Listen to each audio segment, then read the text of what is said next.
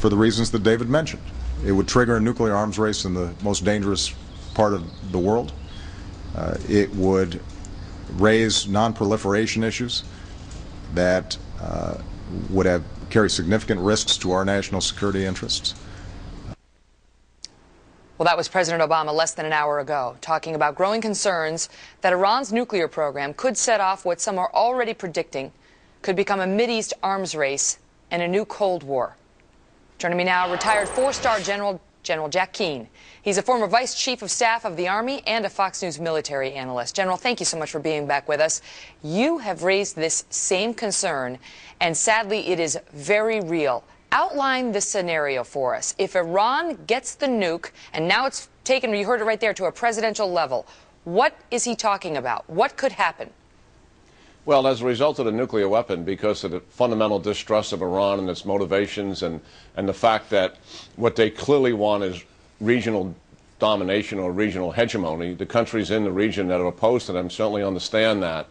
And their politics and their voice has been so strong in terms of using violence to achieve that. They've used their proxies for 30 years now to achieve their regional and global objectives. So we know it's a rogue country, we know it's a violent country, and that is the elephant that's in the room. If they have a nuclear weapon, then those countries will arm themselves. Certainly Saudi Arabia, who is their arch enemy, probably Turkey, possibly the UAE, possibly Bahrain as well, will have nuclear weapons.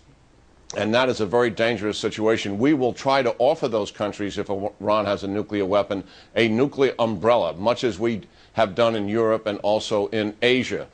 But in talking to the leaders of those countries, as many of our government officials have, and as I also have myself, they will reject that. Why? They fundamentally do not trust Iran, and they also have less confidence in the United States than what they have had in the past. So they will arm themselves. The danger of that is this is the most troubled neighborhood in the world. In the last 50 years, there's been 10+ wars there, counting 4 conflicts of our own. And you have that many countries with their finger on a nuclear trigger. It's not just that Iran may strike first. It's one of those other countries would strike first, feeling the threat and eventual Iranian use of a nuclear weapon. So it is a terrible situation. But what of the, mutually assured destruction policy that we had here in the United States, that, we'd have such an arsenal and Russia would have its arsenal and no one would pull the trigger because it would be mutually assured destruction to do so? Wouldn't that same principle hold if we looked at a nuclear Middle East? Well, the problem with that, Megan, is the Iranians themselves and the character of the regime, and also the voice that they provide to the world, that's such a threatening, violent voice in terms of the destruction of Israel and the domination of the region. Certainly the Soviet Union wanted to preserve the nation state. It's not clear that the Iranians are only interested in homicide and not interested in suicide. And that's the reality that people have to face dealing with that regime, is that it is not predictable and it's not persistent in terms of not wanting to use violence and using diplomatic efforts to achieve their goals. They use violence to achieve their goals. There's no doubt about it. And I know you've spoken of Henry Kissinger and his forecast for this region if Iran does get a nuclear weapon.